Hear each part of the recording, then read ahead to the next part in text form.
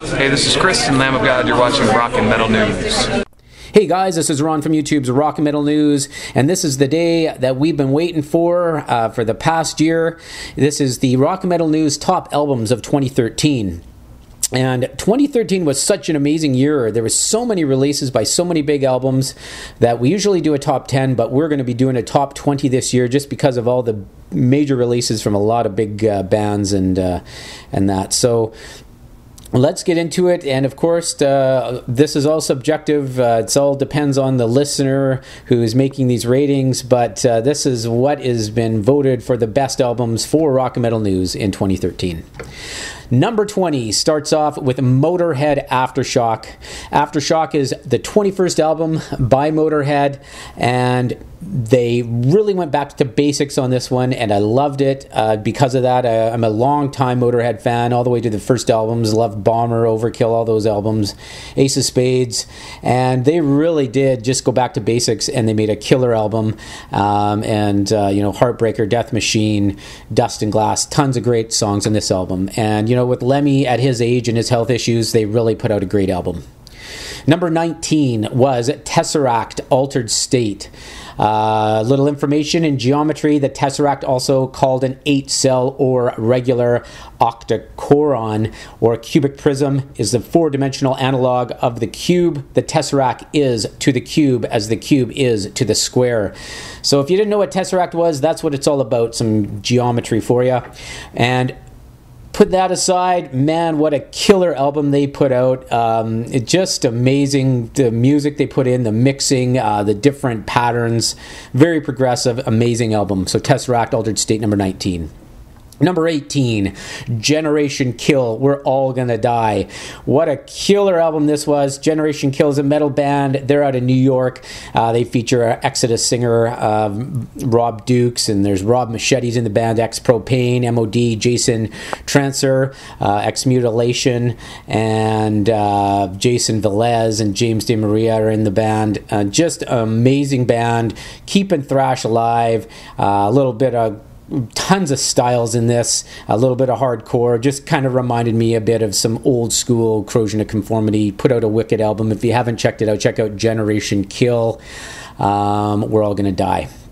Number 17 is North Lane Singularity.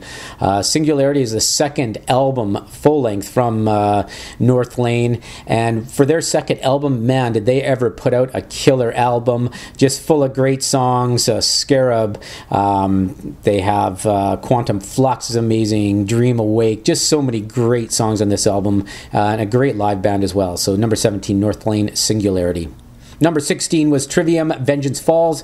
Vengeance Falls, to me, it was was produced by David Draymond, which was a little iffy on my point, especially for Trivium. But you know what? They did put out a great, solid album, and I think just because of the band, how great and talented they are, and their song structures and things, they really don't disappoint. It's a little lower than I would have thought, but still an overall good album. Number 15 was Living Sacrifice Ghost Thief. After 3 years of touring, Living Sacrifice recorded their 8th album, Ghost Thief, and it was amazing. I just love the guitar sounds and the song structures of this album. They just keep it super raw, super, really cool guitar riffs on that. Great album. Number 14 was Amorphous Circle, their 11th studio album, and they just put out a great album. It's so, it almost has some Celtic feels, just a lot of different great vocals in this album. Shades of Grey, what amazing song. The Wanderer, A Narrow Path. They put out a great album. So number 14 was Amorphous Circle. Number 13, Kill Devil Hill, Revolution Rise. Kill Devil Hill has drummer Vinny Appice, who played in Black Sabbath and Heaven and Hell, Rex Brown on bass, who was in Pantera. They have guitarist Mark Zavon and vocalist Dewey Bragg. This was great. It was a little bit of a different style. It kind of reminded me of Ronnie James Dio mixed with Black Sabbath in the Tony Martin era. Just a nice, great, solid album, and great vocals. He sounds kind of like even a bit of Alice in Chains style. So you got like Sabbath, Alice in Chains, and the mixture of that and Dio kind of all mixed together in there. So check that out if you haven't heard that. Kill Devil Hill. Number 12, Amon Amarth, Deceiver of the Gods. Amon Amarth, some people can say, yeah, they're pretty, every album kind of sounds the same. But you know what? For Amon Amarth, that's a good thing, man. They just put out killer songs, killer albums, never disappoint. They're just an overall great band, and they always put out great music. So that is why Amon Amarth is number 12 for Deceiver of the Gods. Number 11 was Kataklysm, Waiting for the End to Come. Man, I just love this album. It's super heavy, tons of good blast beats, excellent song structures in it. I just really... it was actually a lot, it just hit me a lot better than I thought it was going to, and I just really enjoyed that album, Kataklysm, number 11, Waiting for the End to Come. Number 10 was Death Angel, The Dream Calls for Blood. I'm a huge Death Angel fan, followed them from the beginning. They always put out great albums. They did it again. They even went heavier on this album, Mark's vocals are just crazy. The guitar is great. And they just put out a killer album again. They're keeping thrash alive. There's, from the San Francisco Bay Area thrashers, and they're just keeping it going. And great for Death Angel. Definitely pick up Death Angel, The Dream Calls for Blood. Number 9 was Carcass, Surgical Steel. I don't know how many albums of the year where this album would not be on, because Carcass, they just put out a killer album. And, it's their 6th full length, and reading some of the interviews with these guys, they were actually they seemed a little bit disappointed with the album. They thought, well, not disappointed, but that they thought they could even do better. And I'll tell you, hopefully they do put out another album, because if they can do better than this, man, it's just going to be incredible. A lot of this is probably, in the top 5 in many people's lists, but Carcass, Surgical Steel, excellent album. Definitely get that one. Number 8 was Protest the Hero, Volition. I like Protest the Hero. I love the vocals. I love the song structures, how intricate their music is. This one here had the Lamb of God drummer on it, he just kicked ass on this album, and it was just an awesome album, and he really did drum. It's not really his style of music. Chris Adler, he plays, not as a style of Protest the Hero, because, like you listen to some of the old Protest the Hero stuff, it just seemed to be a different drumming style, but man, did he ever do justice to it, and it sounds great. It was a great album. And number 7 was Stratovarius Nemesis. The Stratovarius album came out early in 2013, but man, it just hung around. I just kept listening to this album over and over, and I kept going back to it, and just, Halcyon Days, Stand My Ground, Unbreakable.